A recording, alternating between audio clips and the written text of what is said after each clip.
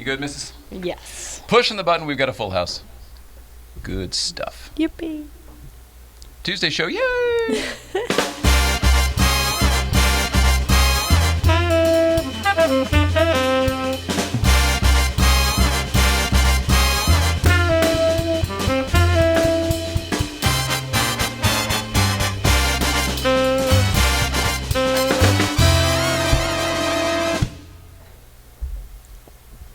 Yeah. Yeah. Hi, Mrs. Ryan. Hello, hello. Hello yourself. What's going on? Sitting upright. How are you doing? I know you had a rough weekend with the... Oh, geez, I'm sorry. There we go. Typical. I'm getting better with these. Okay. Now bring it in. How you doing? How you feeling? How was your weekend?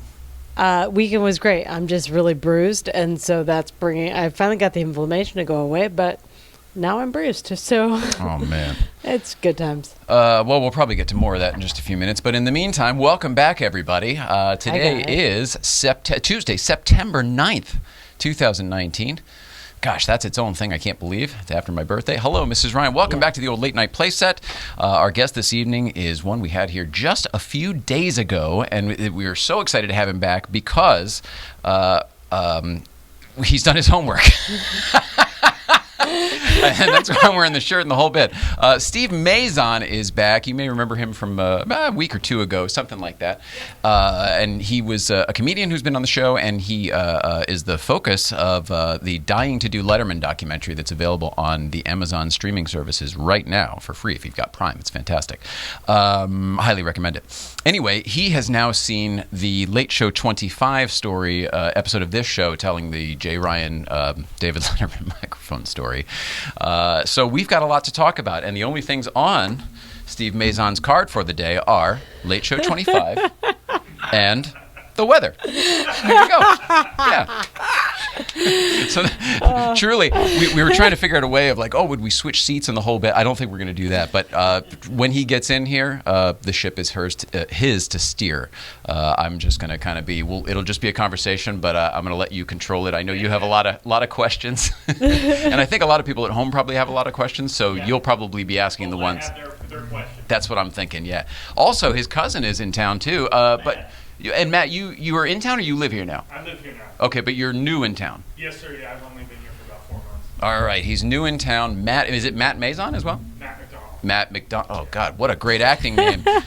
Somebody who just moved to town to be an actor. Matt McDonald is here as well. I don't know if he'll be on the show, but he's definitely here, so we'll probably hear him. Mrs. Ryan, I am Chatterbox today. I've got some TBTs to get through. No, that's ridiculous. That's totally ridiculous. It's not possible. It should say EHC. That should East Coast feeds to get through. That's what we should be doing. ECF. There we go. EHC was Everybody Hates Chris. We're talking about that. I'm in a weird. It's a kind of a time warp thing for me. I can't really. You know what I mean? It's a little surreal already. Yeah. I love it. I know. Plus, I think everybody else likes to see when I'm like, I don't quite have it totally put together. Nailed it. Anyway, some ECFs, and then a weekend video, and Mrs. Ryan's What's Going On. So do you want to get to the... Actually, I'm not going to give you a choice. No offense. Is that all right? All right. Is that okay? Mm-hmm. It's totally fine. Nah, now I'm thinking that this hesitation, we should do it the other way around. No, hesitation is literally just breathing. But real quick, let's talk about the weekend and how it was. Do you remember what we did this weekend? We did so much stuff. I know there was Breakfast Club and Morning Shift and Malibu. Yeah, you got it. But we also, you're exactly right. But we also went back to PEC yesterday for meetings all day, which concluded with, whatever. I've got a video from the weekend. Can I just play it? Yeah. Because there's not a whole lot of story here either. It was like, here are all the pictures I took, and my iPhone made it into a That'd little be great. thing. All right, cool. Now, here's the funny part. Did I put it into the system? Because I thought I did, and now I'm thinking, I'm not sure I did. So let's find out. Allow me to just check right here. Pretty sure. No, I don't see it. That's all right. I think we'll maybe do that tomorrow. All right, so back to the East Coast feed, Mrs. Ryan. Like I was saying. Okay. I can't believe See what's going on, Cass. Sorry about that. Whole thing's crumbling. It's a big down. day. East Coast feed, roll it Hal. This is from last week, but we need it to complete today's. Roll it Hal. Oh, they're coming out. Oh, they're all over the place. They're everywhere. Look in there. Look further in there. I can see it. It's disgusting. There's ants everywhere. Ants everywhere. Yeah. So that is your latest East Coast feed. Back from vacation. We got an ant infestation here at BMW Ridgefield. Under someone's carpet. The entire car's full of fucking ants. Don't know how, where, why. Hopefully you guys get this. Woo! Welcome back to work. Good grief. That's its own grossness. So With that, we've got part 2. oh my. Oh my. Okay. Roll it out. Good morning, Mr. and Mrs. Ryan, and a happy birthday to Mr. J. Ryan. Happy birthday, Jim. East Coast Feed from BMW Ridgefield, but the best part is we have fun stuff today to talk about. Now, Jim's car, as you saw in one of the last videos, was the ant car. Jim? So Steve and I were talking it over, and we thought, why not do a city-to-city tour with the ant farm car? Okay, so what we do is we invite the kids, we give them some treats to give to the ants, for like a petting zoo type of thing. If it's a success, maybe we would come out west. So let us know. There you go. We can work on that. Part 2, to answer your question about the dog food car, that actually wasn't a spill. It was rodents put dog food everywhere in the car, and that was just rodent infestation. Similar to the ants, different. Now, Tommy's over here because he saw something interesting today. One of my clients is not fond of our boss, Dan, and he didn't know he was on a recorded line. And the best part is he said to me while being recorded, "Dan's a dick. I can't wait to punch him in the face," which was really funny. Tommy, what was Dan's reaction while you were in the office and he was listening to the recording? He just basically turned red, and I mean, he may deserve it, but hopefully it doesn't happen. That was it. Fun-filled Friday for you guys. Happy birthday, Mr. Ryan. I hope Newcomb's is a good And day. let us know on the ants, because we could do a test market out west. Why not? We can do it. Love you guys. Oh my goodness, Mrs. Ryan. Oh my. There was a lot going on there. First of all, I'm wondering if that may be the last feed we ever get from Ridgefield BMW. You guys on board with me on that? I was thinking to myself, ooh, this has kind of gone under the radar for a while, and we've been very lucky. But did you happen to hear that they did tell the explanation for the kibble story? I heard part of it. Okay, so previously the answer, one thing. The other day there was a car that had nothing but dog food in every crevice you could imagine, like down where the wires are, where the buttons are, under the seat, inside where the amplifier, like everywhere. I thought, oh, Costco trip, car accident, something like that, or college prank. I thought, rodents. They were packed away like squirrels or rats or something. They were taking it from the dog kibble bag, probably in the garage, and then hiding it away in the car that was in the garage, probably for the winter. I heard part of that, and I was like, that can't be right. That's just crazy. Because who does that? That's the thing is, you guys had to see it. It was full everywhere. It must have been going on for years. Yeah. It was crazy. It was amazing. Foul. We ruined a whole ecosystem by bringing that car in for service. I know.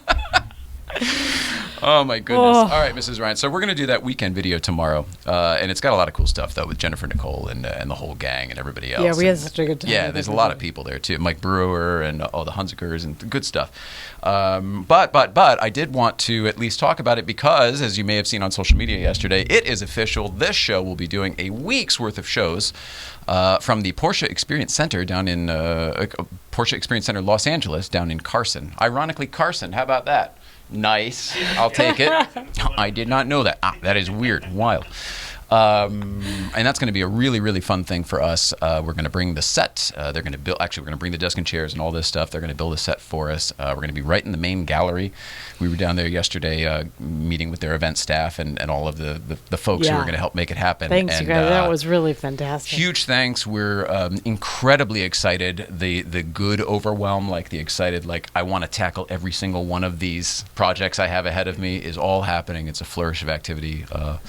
So it's really exciting, and we just we're thrilled to share it with you. It's been in the, like you brought up, Steve. It's been in the works for a long time. So it's finally happening. And by the way, that is for their anniversary. This is their third anniversary, and we are going to be right there in the main gallery for the entire week as sort of a focal point. Kind of a big deal for us. It's really big deal. And we're going to have the yellow car out there on the track and the whole bit. We're going to use that as well. And there's going to be a lot of surprises, a lot of great guests. It's going to be a lot of fun. So also with that, live studio audience. So there's going to be a lot of shows. There's going to be people or opportunities to come on out.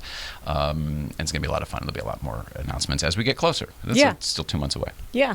Oh, but it's can't make this stuff up. It's November 11th. No joke, through the 16th. 1111. Good stuff. Energy is awesome. Yeah. I'll take it. Mrs. Ryan, I think that's it for me. I've done enough talky. It's now I'm going to ask the question that's on everyone's mind. What is that question? That's the thing I can't remember. Do you remember what it is, Mrs. Ryan? What's going on? What's going on, Mrs. Ryan? I'm trying to sit so I don't grimace. I'm working on not grimacing. That's my new thing. So help me out on that. When I was a kid, that was a McDonald's character. Yeah. You guys remember? It was the big purple The guy? purple. Grimace, yeah. Yeah, I'm gonna get me one of those dolls. Did you ever watch the movie with called Labyrinth? Yes and no. I'm aware of it. I wasn't into it. I found it after I was of age when I should have seen it. Okay, David one with David Bowie, right? And, And the Jennifer Labyrinth. Connelly and whatever. Yeah, I'm very aware of it. It was a Jim Henson production, if I believe. Yes, and I watched it. It's one of those movies that we had, I think, on a tape, and so I watched it a lot when I was a kid. Sure.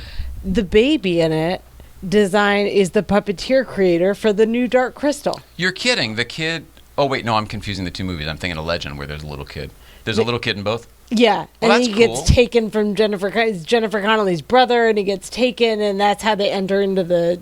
Well, that's weird- right up there with the Brady's rebuilding the Brady house around the Totally. corner. That's so awesome. Totally, but what's cool too is that Toby's the baby's name. Okay. His parents were on the original Dark Crystal. Mm-hmm. So it's all in the family. It's all puppeteer creator. That's really wild. Yeah. So his family were puppeteers, and he was an actor in the movie?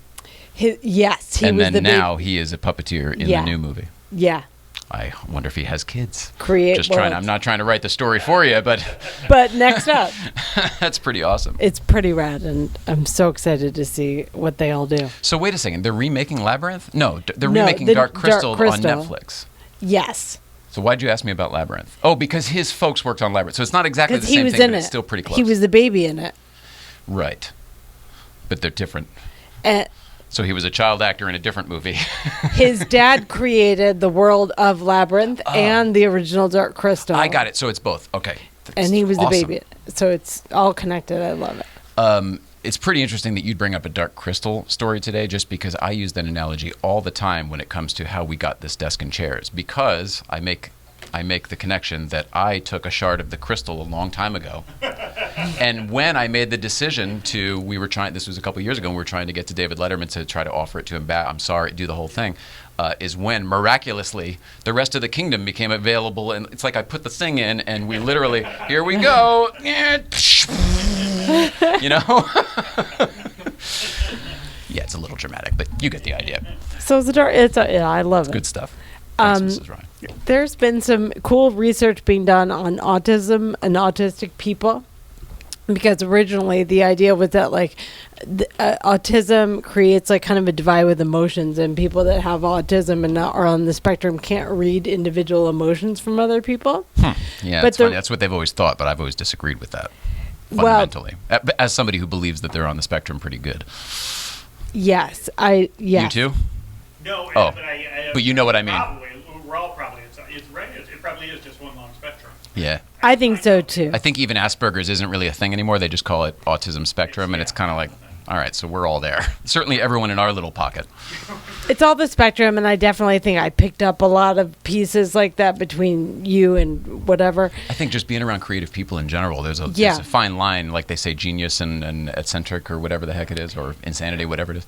Well, this study, there was a new one out that about because I was really super. Well, now that I'm selfish and involved, and so now that I've picked up some of these autistic pieces, I'm like, why don't I read energy the same way? It's throwing me off. Mm-hmm. But the new study is it sounds a lot like psychology versus sociology. Okay. Autism people typically can read the collective energy really well. Like what would be good for a good group of people, a big group of people. Yes, correct. The greater good, they see through. Yeah. They don't look individual because there's no ego. There's no ego. And so Now we're getting to what I believe. talking one-on-one is hard for some people with autism sometimes to read the emotion, but if They don't understand why you wouldn't want the best for everybody in the room. Right. So when that's an option, they can easily discern how to do that. So it's a new way to think about autism. So I love that. Wicked problem solvers, too. Yeah. because they see things differently. They don't go through the constructs that we all do because of the way we all learned and stuff. It's pretty wild. What did we say the Irish goodbye the other day? Like it's like calling someone big, tiny. Somebody who was very Irish. Oh, it was Mark Platinum Palomino. Yeah. Yeah, and he was saying that it's one of those things that doesn't make sense because the Irish goodbye, any Irishman he's ever known and family member he's ever had will stay forever. They won't leave. It's not quick. And apparently the thing with the Irish goodbye is that you just sort of disappear. Yeah, it's like early ghosting. Yeah. So this sounds a little bit like. That's right. Used to be the dick at the party. You just didn't thank the host and left, Yeah, so now it's a different way to think about autism that's not as negatively connotated. You can tell. Were you one of the it seems like every group has that friend, and then whatever that move is sort of named after that friend. Like we used to have The Witcher, and it was The Witcher exit. You know what I mean? It was one of those where everything's great, you're having the most fun you've ever had, and then where's Alan? I don't know. And he's on to the next thing because he's creating the energy we all love. Yeah, it's pretty wild. It's good for you. I love that, Mrs. Ryan. Like what you're tuned into today. Thanks, sir. The new Mr. Rogers movie, Oh. not the documentary that the came Tom out, Hanks but one. the Tom Hanks So one. good. Now this is Will You Be My Neighbor? Won't You Be My Neighbor? Won't You Be My Neighbor? And it's coming out, I think it's available next month for pre-order, but it's out in November. No, the other one was Won't You Be My Neighbor? I think I might have screwed that up. This one might be Beautiful Din. Whatever. Anyway, the Tom Hanks one. The Tom Hanks one, which is for the first time in 20 years talking Oscar buzz. It's in Toronto right now at the Toronto International Film Festival before it opens wide. And supposedly, according to Mr. Tom Hanks, this is like an episode of Mr. Rogers for adults. Yeah, I agree. Yeah, so I don't know what you've seen. Not a lot. Okay, good. They recreated the Mr. I mean, this is right up my alley. They recreated the Mr. Rogers set in the original studio. Oh. In the local television studio in Pennsylvania. Pittsburgh, I think, yeah. And they did it all authentically. They did it almost like the Curb Your Enthusiasm reunion where they tried to get it as, as many people as could be there and stuff to make it feel. That's awesome. Just from the clips I've seen, it looks like every piece of archival film slide or footage I've ever seen of the real place. So the fact that they created as how that important that stuff is to me, as authentically as they did, I hope that that's a sign that they were that authentic across the board. I know that I read a lot of interviews just this weekend because I think the reviews are finally starting to come out. Toronto. That there was a woman, and I can't remember what her affiliation was, but like your Labyrinth story, she was somehow connected with the original show or with Fred Rogers. And she was saying that the one thing about Tom Hanks that's different about Fred Rogers is when you're in a room, Tom Hanks wants to entertain the room, wants to make the room happy, wants to make sure everyone's okay and all that. And Mr. Rogers was perfectly okay sitting in awkward silence and just looking around at people, like doing all that work silently. Yeah, and it's so fascinating. And then when she made that clear to Tom and said, so be comfortable and sitting in your silence in the whole bit. And I guess that was a note that carried on and was very important to why this movie is as good as it is. I'm thoroughly excited because he's so important to me. You can look around this set. We've said it a million times. This is a little bit of like a late night talk show and Mr. Rogers for adults.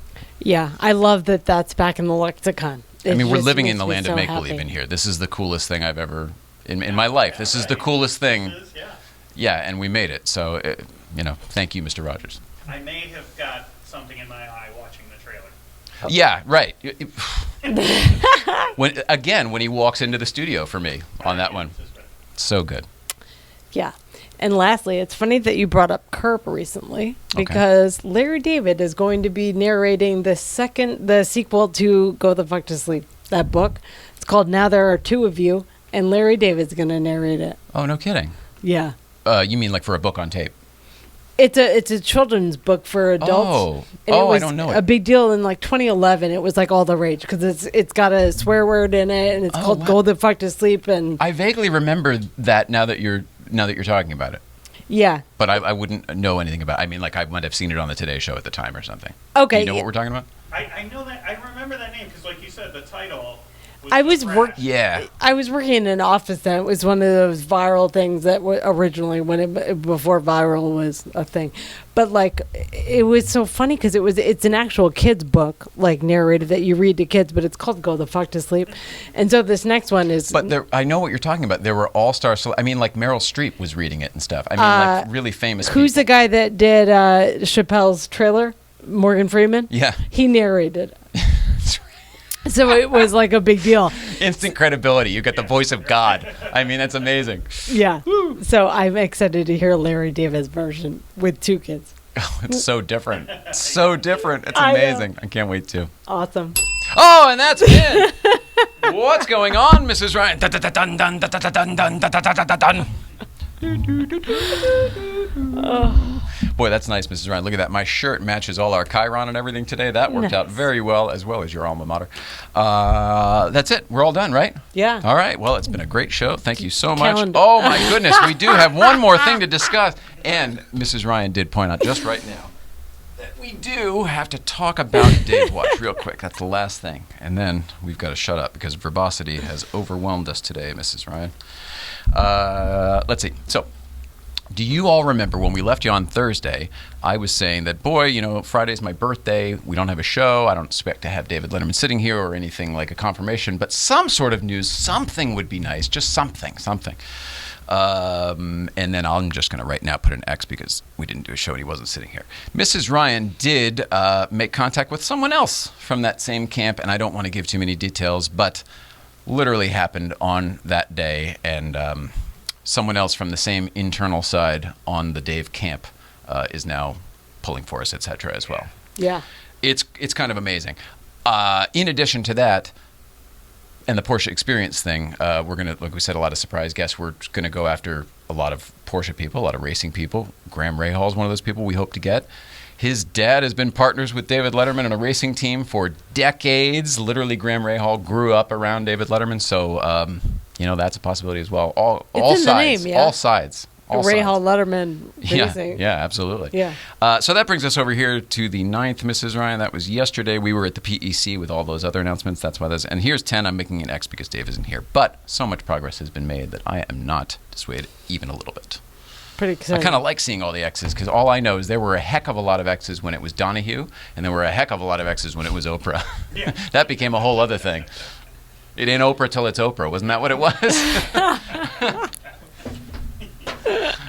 So, David Letterman, we're looking very forward to having you in your old chairs or sitting here or there or wherever we're going to end up doing this, but I know it's going to happen and we're looking forward to it. So, Mrs. Ryan, that's it. Now we're going to have a whole story, probably a lot about David Letterman. In just a few minutes, Steve Mazan is going to be in here to grill me a little bit about that, and we can talk about anything else as well. Steve Mazan in that chair. More to come right after this. Netflix came out forever ago. Yeah, we used to have I can to... imagine At- the season, the cliffhangers. Watching. I was just going to say, at 8:30 on Thursday, we had to wait a whole week to get more quips from Chandler. the 5 months to find out. I forget. Was it Seinfeld then Friends or Friends then Seinfeld? It was Friends at 8, then Seinfeld at 9, but there was always something in the middle there, yeah.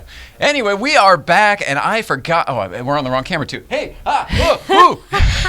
Somebody should get better at this job. Anyway, we are back, and I completely forgot that this guest loves to make an entrance. So it is my pleasure to welcome our first guest this evening, Mr. Steve Mazan. Oh, he's moonwalking. How? And he high-fived. He moonwalked and I high-fived. started it. Can you still moonwalk? Can you Moonwalk moonwalk? and I know. high-five. I was because I was just on. I had a friend that was just on a cruise, and I guess the DJ started playing a Michael Jackson song, and right away, because it's a big corporate kind of thing that they're with they don't want anyone to get offended, so they're they cut the song off in the middle, and they told the DJ, no Michael Jackson, we don't want to have that talk. So Why I wonder even- if why does the even moonwalk bring it get in? tied in? It does. Well, it's interesting. Can we still moonwalk? We have this I wouldn't call it an argument, but Yeah. we've had this discussion The debate. because in our warm-up playlist are 2 Jackson 5 Yeah. songs, of course, ABC and I Want You Back. Yes.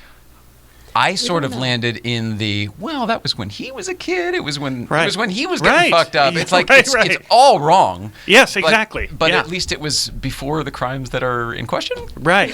I Yes. don't know. Yeah. It's such good music. It's terrible. It's so. It is tough. I mean, it is the Cosby thing all Look, over I mean, again, there's right? the Woody Allen. Like, I do think that's the way to look at it, right? Is at some level you can appreciate the art.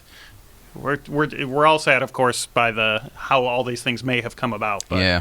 but the product we should still be able to appreciate, right? I do agree. You look really good. Did you just put that jacket on? You weren't wearing that Yes. before. No. Yeah. Oh, I put this like on. that. Does I it like that work? jacket. Yeah. I had a nice jacket last time I came, so I was like, No, I like that though. It's not houndstooth, but it's like a It's a little tweedy kind kind of of- pattern, but it's a modern jacket that's not tweedy at all. Thank you. Yeah, good for you, look Mr. good. Stylish. So how you been? What's good. new? Anything Yeah, new I've been since I've seen you traveling. last? I've been doing. I had. Speaking of, since I last saw you, I hit my my Letterman anniversary came up. My 10 years. I saw that. Congratulations. Yes, Congratulations. thank you. So it was awesome. Just Between thinking these about two this stuff. appearances. But to have that, and then I did a kind of post. Like an essay, like recalling the day, like how that day unfolded when I was on it. And that It kind was of at thing. least an essay. Yes, I mean it was long. Whatever. Well written, but Oh, yeah, thank- it was yeah, thanks long. for I read saying. it. Obviously. Did you read it? You bet your I mean, butt. because it was a marathon. We had to. Yeah.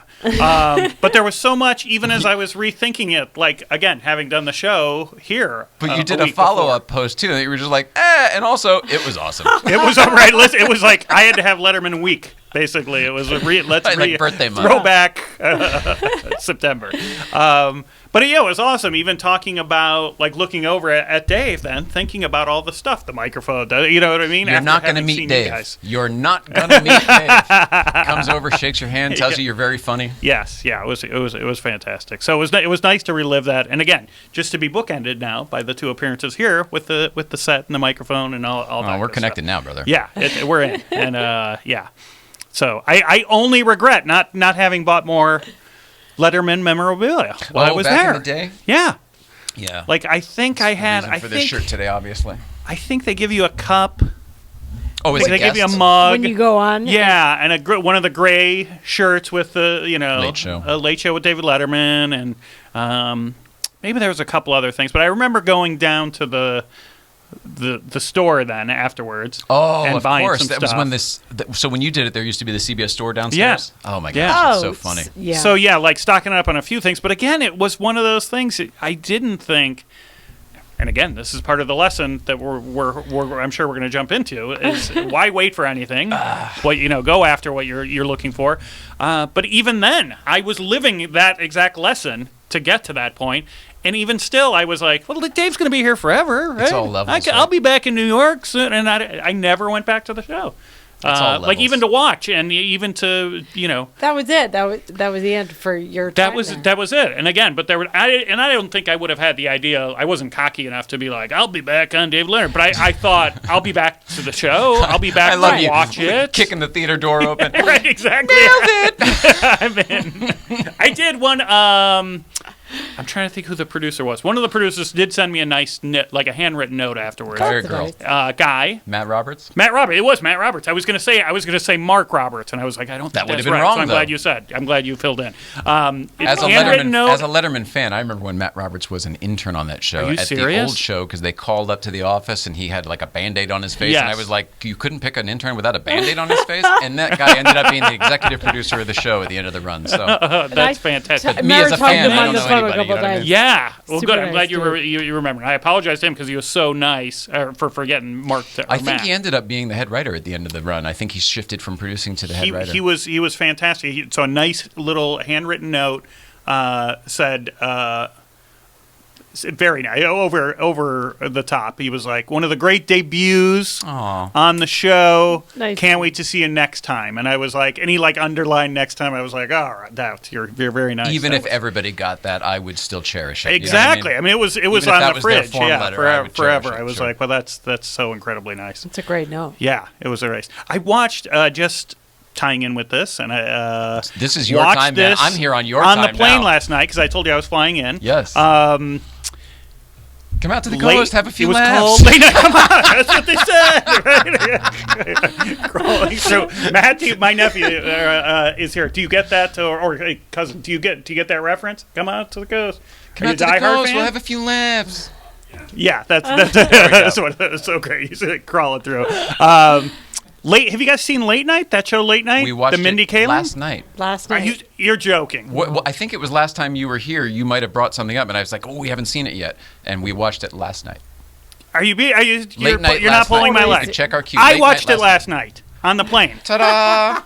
How Well, weird what'd you is that? think? We enjoyed it. I enjoyed it. There were a couple things I was like, all right, and I'm a big. I love the Mindy Project. That was great. Yeah, like Mindy's gonna do anything for me, so I feel like I don't know. I feel like I'm holding back a little. But I thought the TV show, the Mindy Project, went off the rails at one point, like kind of thing. It was like too far, but I loved it for so long, and I thought that the movie felt a little bit like that. Okay. Like I was enjoying it for 90% of it, and then there was just a little. And again, anything comedy is a good lesson for this. Ending a joke, ending a sketch on Saturday Night Live. It's hard to make the dismount. That's the hard. And I think the end. I think I can help with this because I was making notes as we were watching it. Of course. Yes. I will say I'll start with once it was over. Thank God. No, just kidding. Once it was over, I turned to Mrs. Ryan and I said, you know what? I clearly was not, and you clearly were not the intended demo for that movie. Even 100%. Though accidentally we happen to be like experts on the subject. Yes, we obviously at some level love the subject. So with that, I'll say they got all the nuts and bolts right. Yes. Everything about how that show is made and all of this stuff is all right. Yes. Don't go to the stage, all that stuff.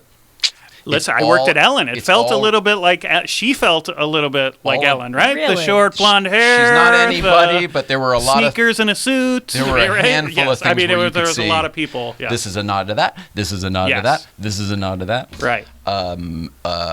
Okay, now back to what you were saying before about ending a joke, etc.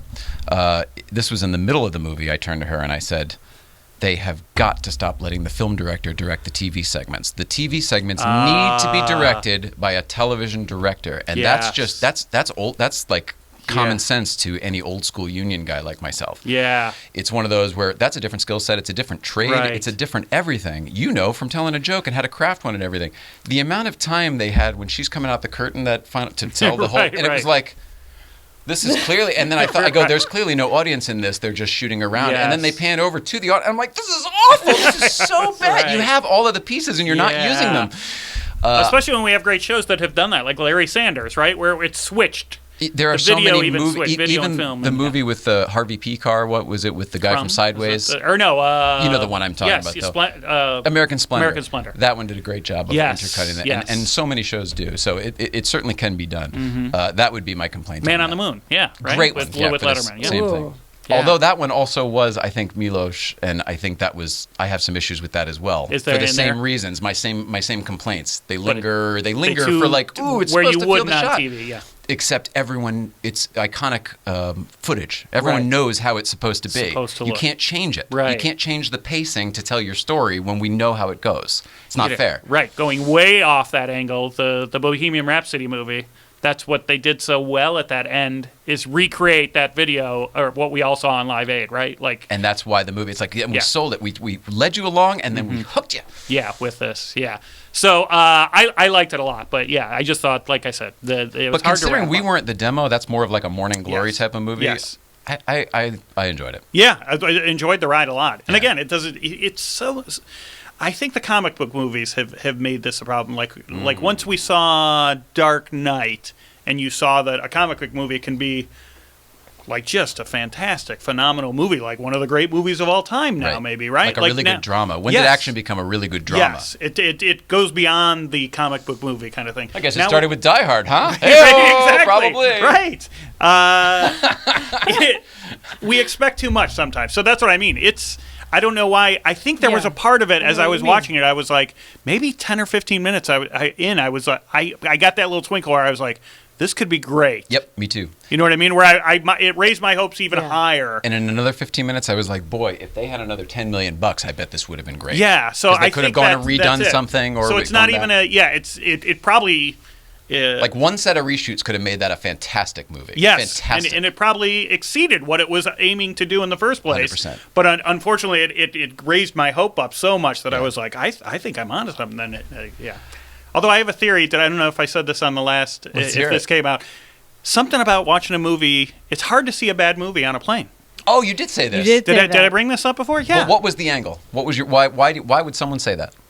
Well, I think I probably told the story that I cried watching Freaky Friday, the Freaky Friday remake on a plane, which goes to my Is that the one with Lindsay Lohan? Lindsay Lohan and Jamie Lee Curtis. Yes. Can I pause? Or are you in the middle of Oh, it? not at all. I just want to relate to you here, and it's one of those where I'm telling the truth about something. I bawled the other night at the Lindsay Lohan Herbie movie. I don't even know if I've heard of Herbie. We love the Herbie movies anyway because they're the car's alive, and we sort of relate to that whole thing. The car found the owner, the whole thing. Right, we relate to all of number. it. And then in all the Herbie movies, just like all good Disney movies, there's some part where they're either torturing somebody or killing a parent or something else, and there's a part where they're really awful to Herbie, and I'm like, I couldn't take it. It was so horrible because it was like being that mean to your friend, And I was like, why wouldn't you step in? I can't just stand here with no emotion and take that. Right. Oh, that's awesome. Awful. It's not awesome, Tears but it's great scene, that you The invested scene was that with much. the actor who's so funny from It's Always Sunny and so many other things, but he was Lyle the intern on Letterman, and I can't remember all those segments. Remember, he was always there. He's a very funny comedian, and he's a very good actor now too. Gosh, I don't know. You know that if you said his name, I'd probably know. Me neither, but you know that guy from It's Always Sunny. Yeah. So, that's great. That's it. Okay, well, good. Well, then we obviously share a thing. But you probably saw Herbie was at home. It wasn't on a plane. Correct. Right. Yes. So we like to see all our car movies on planes. Yes, exactly. Watch it. Must be on some form of transportation. So, anyways, that might have been it. Why my hosts were raised so much because I was really enjoying it, and I still enjoyed it. It was great. It was great, but it was nice to see. I think they did capture a lot of the late night stuff. Did we talk about last time? I have a theory about that as well, but I think the emotions are heightened on airplanes because everything is you're so taxed, you're so worn out, you're so exhausted. All of the things. Yeah, I think so. You know what I mean? think So and especially if you're drinking on a plane, then it's even more so. Yeah. I didn't even think of that angle. When I used to drink, it was if I was having wine and watching a sad movie, it was 10 times sadder between the oxygen, the wine. Yeah. I catch myself watching other people's stuff a lot. Glancing over the screen, glancing kind of thing? Seeing what they're watching? Yeah, then I get into it, and I actually heard. Hey, let me borrow your headphones? I'm probably crediting the wrong person. It probably was not Ridley Scott, but someone of that ilk, of that level, said that that's the sign of a great. Because he said he did it. He does it. He watches other people's screens, and he said it's the sign of a good storyteller. If you can't even hear it, and it's still attracting your attention, and you're following along. So he's like, if my eye catches something, and I keep paying attention to it. If you stay with it, that's a sign of like they're doing it right because it's a visual storytelling, and like, hey, I don't even know what's happening, and now I'm intrigued and following along. I like that. Yeah. Did you ever used to, again, boy, this is just all about me. I used to record things I liked before there was like, whatever. I would record audio of, like, instead of VHS so that I could play it in the car and listen to it. Like, it was a book on tape way back when, but it was TV that I had previously. Did you want to, for the sake of argument, let's just call it a Letterman. I don't know if I did it with that, but just call it that. And then then play it in the car. Yes. I only did it a few times, but I remember doing it as a kid, like figuring out. I remember for sure having TV stuff that was on a cassette tape. I can't remember if I did it in the car. Or why. But You guys are Isn't that interesting weird? fellas. It's weird, right? It is. Interesting is a good way to put it. Yeah. Yeah. Well, That's a nice word. that's a nice segue to maybe get The to deeper, yes, interesting. Get to what was at one point my deepest, darkest secret. Yes. Yeah. So first of all, how many times before this? So you get it's an incredible story. Just getting to the. So on the way, I was my cousin. I'm trying to give him the abridged version. Yes, like how it came, and he's like, "What? How did he get it?" And he's like, "He wants to give it back." What? It's so crazy. All the questions you have as you're watching it or listening to you unfurl the story. At this point, I know goddamn well that David Letterman has no interest in having this back. However, I don't know that. Who knows? But there was a time when I hadn't reconciled all this stuff where it was like, I need to give it back. I need to make it right. You know what I mean? All these years he's been, where's my microphone? Like, you know what I mean? Whatever, because like that little kid was locked away somewhere because I'd never dealt with it. Right. It was really weird. Sure. That guy was driving for like during that half of that telling of the story. Right. You could see the little kid come back. You know? Of course. I can't even imagine. Like, I remember leaving San Francisco to come down here, and I rented a big U-Haul, packed it up, and I remember as I was leaving, I backed up too far and like bumped this person's car. And I got out and looked at it. There was nothing wrong with their car. But I was like, someone probably saw that. Yep. I gotta leave a note. And I was like, I'm going to San Francisco. And I remember just getting back in the car and driving away. And that still today haunts me that someone is going to come up after a show and be like, what's up, U-Haul guy? Yep. You didn't think I saw that? Like, you know what I mean? Like, so Totally. I'm sure at some level, right? But that's inside you that you're carrying this the whole time, and you're so incredibly attached. Except in your, there you go at the end. Except in your analogy, you're in a U-Haul leaving town. Yes, I didn't drive around that neighborhood. I intended to move to that neighborhood and wash that guy's car. Exactly. That's what I mean. I can't imagine. Right? You're right. And then I ostracized myself from the potential future that I had been working towards. Yeah. Whoa. That's what I mean. It's Total so... mind fuck. And then I was getting all these like universal rewards for it. Well, you got to keep the microphone. We're going to give you a late show jacket. Yeah. Because you're being so honest. Right. No, I was being totally dishonest. Or not being honest That's at what all. I'm saying. It's so... that's what makes it so interesting, right? Is that we all have something like that, right? That we think about that kind of thing, and that you were like living so close to the flame like that. Yeah. And you know what's funny is I never ever applied the "my dad just died" filter until only a couple years ago when we were like starting to tell the story. It was like, no wonder you were fucked up. Oh, well, listen. There were so many things, let alone being a kid who was undeveloped at the time. Trauma with no guidance. Who knew? The kid part of it, that really hit me. I mean, it again, I do think there's something to... it's funny you only discovered that recently or thought about that angle recently with your dad. Because I do think that's part of one of the sad parts about trauma. I didn't realize it was so close in time. It was once we went and did the math of like, I knew when my dad died. Oh, but yeah, then, you probably when don't we looked at like when the footage started showing up on YouTube, and I'm like, holy fuck, that was the night. It was only 2 weeks later. Like, no wonder I was messed up. Of course, and you don't think of it that way. I mean, all this stuff, whether it be sickness, I was in a fantasy world. You know what I mean? All Like that I stuff. manifested the door unlocked and all that. How many stuff. times did you tell people you were okay during that time? You know what I mean? You probably thought you were okay Every day. every single day, right? That's of course. Everybody asked, and you and I always told probably them I at some was. level you not only lied to them, you lied to yourself. You probably thought you were okay. I was sure of it. The routine is all there, so you're going through it. Again, it would only be through looking back that you'd realize that might be a case. But one of the things I think a lot about is, and this is going to make me sound awful at some level. Fantastic. Yes. Everybody get zoom in real quick. While Hang I on, say go this get a awful drink. Thing to put this on the trailer. Yeah. I'm not one of these people that even uses this phrase, but the victim mentality kind of thing. Yeah. There is a thing. I do think one of the extra problems of that whole thing, and I listen, I have it, like when you getting sick, having someone die, being part of some incredible trauma. Your brain can only adjust after that to think that from that direction. You went off on some angle from that.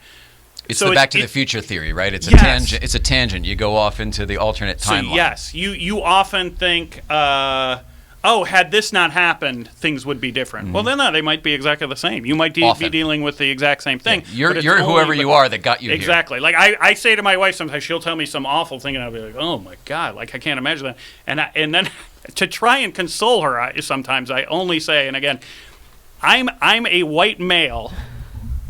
And life sucks is still a good portion of life. Do you know what I'm saying? There's still, like, I have all the privilege and with the whole all bit. everything that comes with being, this is as easy as it gets.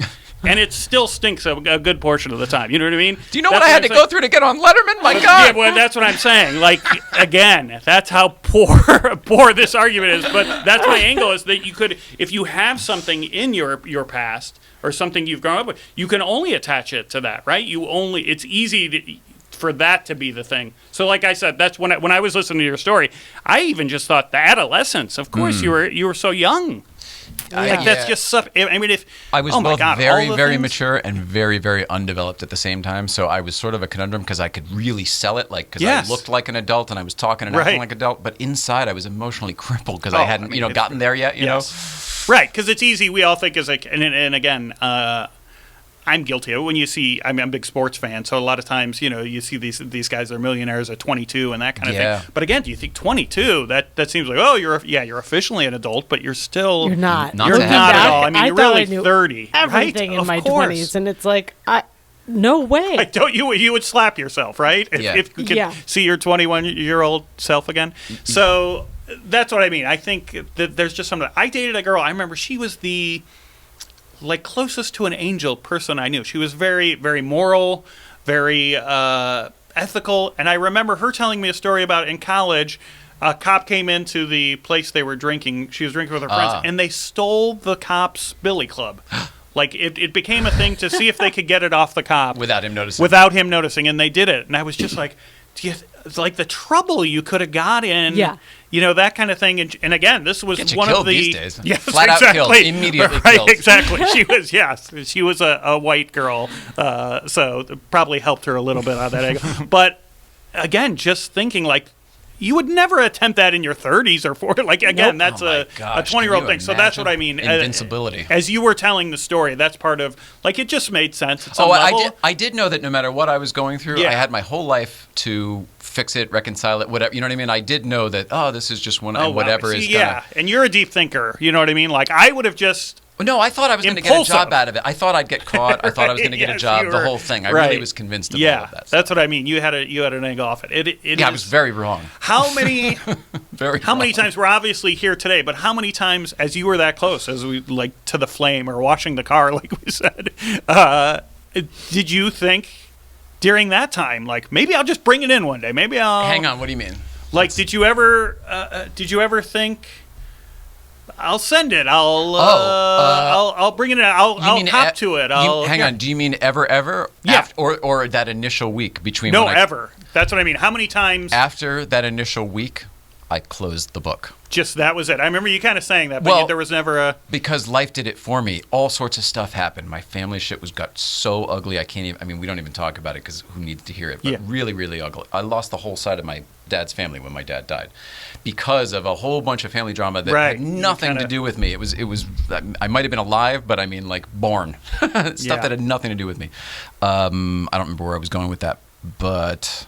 Why you wouldn't? Why you closed the book on everything? Yeah. And then all sorts of things happened. They sold my house, so I didn't even have the same address. I changed my names. I mean, like, everything happened, and it was a shitty time that I was like, nah, I'm not going to look at that for a long time.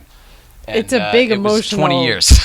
torrent. So there was just at no point during it, just think, I got this, Mike. And when I say never, I mean never was I going to go back to David Letterman and do that. No, he had mine sitting on his desk. Right. Every night I watched that show, I'm looking at, I mean, it was a constant. I didn't look at this one that often because this just stayed on a shelf. Right. Like, here it's out. We use it now because it has a purpose. Yeah. That had to be nuts. Yeah, seeing that every day. Well, again, I didn't think about it. It's now me putting all this stuff in. So you really must have shut it tight. Yeah. Yeah. But it was again, there. Just as a fan and as the way things unfold, and again, your initial plan of it all. Plan. I would have thought, plan. Yeah. Like, interesting. Maybe this would not be Murder One or whatever the premeditated one was. I had no idea what I was doing. Yeah, at some point you bring it out, or do you think about it? So you really must have shot that. Did you see the TV? I might have asked you this when you were here last, and I don't remember the answer. But did you see the Paul Reiser show Here's Johnny or There's Johnny? I think you mentioned it, but I still have not seen it. Well, there's an opening scene where this kid gets into the Johnny Carson Tonight Show, and I swear to God, I thought, oh my gosh, Paul Reiser heard the story, got the security footage, because the kid is dancing around. He goes and plays the drums. I mean, I wasn't like flamboyant like the kids in the movie, but I was doing all the same stuff. Yeah. Uncover this. Look at that. Right. You know? Yeah. You're in your... It's what happened, it sounds like. Yeah, so there's a chance, and maybe right? I'm not the only one. You know what I mean? Who knows? Yeah. This is the only story I know of, but I mean, gosh, the set changed a lot of times over the years. Who knows? Who knows what happened, when, and where? I think you might be wrong on the Dave doesn't care about this, Mike. I don't think he's pining for it, but I think, like you said, when you're telling the story, it was a big story that week. Like, it became part of the show that, hey. Yeah, and so there's a lot of stuff we didn't tell on that episode, which I've found out since. Okay. Stuff like when I was working at Conan and found out from the audio guys who worked there when it was Letterman, Glenn Arbor and stuff, who told me, like, oh yeah, after the first year pickup, Dave because they didn't have that microphone on at the first year, Dave requested an old-fashioned microphone, the blah blah blah, to look more like blah, blah. So they went across the hall to the old Jack Parr studio, and they got one from there, which is Live at 5 at the, eventually that studio. Now it's Jimmy Fallon, and they got one from there because they were up in the rafters from the audience. Like, there was a whole story about it. And then somebody else from the show said the sound effect, the glass breaking guy, thought that maybe it was one of Johnny's backup mics or something like that. So there's a lot of history with this particular mic that isn't even David Letterman's. So it's entirely possible that he would, except that. Oh, gosh, I don't want to say this on the air. I'll tell you something else off the air that I don't know to be a fact, but I'm pretty sure, and it would lead me to believe that he also wouldn't want this. That he would. Yeah. But if he had it the whole time, I'm sure it'd be his prized possession, but the fact that he doesn't anymore, like that kind of thing. Right, he may exactly. have closed Like, that book again, also. he may have closed the book or be like, hey, I don't need it. But Look forward to finding out, though, I'll tell you that. Again, it would almost be like, and listen, things are underway. Things are happening right now that as we're talking about it, right, in the world about this microphone and about Dave possibly coming to get the microphone. But it's or like that thing, even if he had, the way you said, you've closed the book, sure. Dave may not have thought about it since that week of it, and or whatever the last time they made fun or poked fun that it was missing. But you open that back up now. I mean, it's like if someone brought something up, from your childhood that you hadn't thought about then. You're present like, all over again. And then, I mean, it's Rosebud at some level, right? We talked it's about Rosebud. Like he didn't think Rosebud throughout that whole time. He thought of Rosebud once it was the end again. Once it made sense. Yes. So that's what I mean. Now the lily pads and now that he knows there is, I think that's a thing. It probably is bringing up all those feelings again. Oh my God, what a week that was. We're starting the new show, and here's you of all people. Do you get the craziness of the fact that this stuff was retired one night, and I took the microphone. The last time this was all together was then and there. Yeah. Do you know what I'm saying? They did it in the lobby. They did that lobby show. Right. Do you remember that? Yeah. I had forgotten. That was the last time all of this stuff was together and used and photographed before we took it. While they were redoing they were redoing the theater, and then they redid the theater, and then and they put the microphone downstairs probably for the night, which maybe is what they did all the time. Right. Who knows? And then some kid came in. It was just the weirdest. Yeah. Well, that's what I'm saying. Like it wouldn't. I mean, I guess that's how these things happen. I mean, it's crazy when you see these things. You know what I mean? It's surreal to step in here to your place and see it. And yes, like, this tiny room has this and then legendary stuff. That looks like the mic. What? No, it is the mic. Like, you know what I mean? Like that kind of feeling. So that's what I mean. From Dave's point, it's got to be like that a little bit. Like, oh my, that stuff's still around, and then like, oh. Wait a second, I remember. Like how much, again, it goes into your past, but once you bring it up again. This is one thing that I think might help make this thing happen, and I don't know David Letterman. I've been to David Letterman's house, and we've had a conversation there, obviously. Which is more than most people in this entire world, including every bit of his staff. But I don't know him, and we don't. Except that his kid now is almost the same age as I was then. Harry, And I'm now doing this, and we're going to make something of ourselves doing it. And you know what I mean? Like, this is not a pipe dream anymore, and it's also not a hobby. Yeah. It's all kind of just, it feels like, you know what I'm saying? Yeah, 100%. The cyclical nature of it all and your Labyrinth story. I really believe that it's time, and I believe that he'll be interested in having that conversation with me.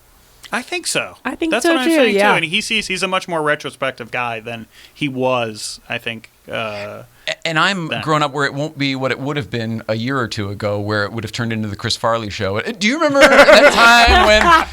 And do you remember when you were having your pool filled and I showed up? And do you remember? That was awesome. Well, you're right. The finish of it, but yeah, it would be interesting to how much he'd remember of the story. Because again, I mean that's one of the fun things I think about life is how many times my parents probably sat me down and said, Steve, this is an important lesson you need to learn. Yeah. And they told me something you're gonna need this for the rest of your life. You're going to need it, and I don't even remember it. Don't remember any of that. But I'll remember some stupid thing that has... I know I got a granola bar for listening, I'm sure of that. Exactly. I know the minute you say the Die Hard line, what does the Die Hard line do for me? What does it do for you? It's not. Right. It doesn't get me through life. I mean, it does at some level, right? That we can share a moment like that. You're so right. Like we both know what that is, and it gives us a laugh. But the important things they don't. So that's what I mean. I love then when someone brings something up that you've forgotten, and it does. You're like a deer, like you're like. What do you mean? Yeah, wait a second, I forgot. And that flood comes back, so it is in there somewhere. So that would be interesting.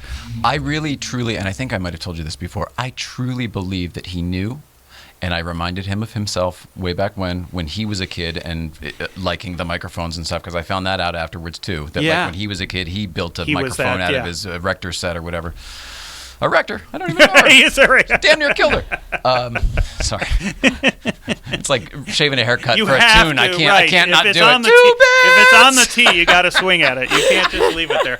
I was thinking on the drive over to that adolescence and how not even adolescence. You know, the part that came to my mind is the late night TV wars. You know, there's the great story of Leno hiding in a closet, right, and I've listening. Got a theory on that, but yeah, that's to, the story. You to know, a phone call, the and a conference call. Negotiations, and there's Was a it meeting. whether it was going to be Dave or Jay? Right, that kind of thing. Network meeting. You would never an adult person, a sane person would do that, right? Like, again, there's so much just built around it that we all have these moments where you're like, heck, I don't. In that moment, yeah, I see why I did it, but right, like whether that happened or not, or that's just legend. I'm sure Jay Leno would never be like, "That's one of my prouder moments was when I jumped in that closet and listened in on things so I could understand my negotiating power against." Right, right. He wouldn't say that. There's, you know? I've got a whole thing. What's your theory? Do you think that happened? Do you think that's just a legend? You know what? I think I can. I don't think there's any harm in me saying this, right? I mean, there's no. Yeah, and again, I don't want to get anyone in trouble. No. Opinion and speculation. Yeah, this is totally just speculation and opinion. I think he happened to be very good friends with the guy who was having.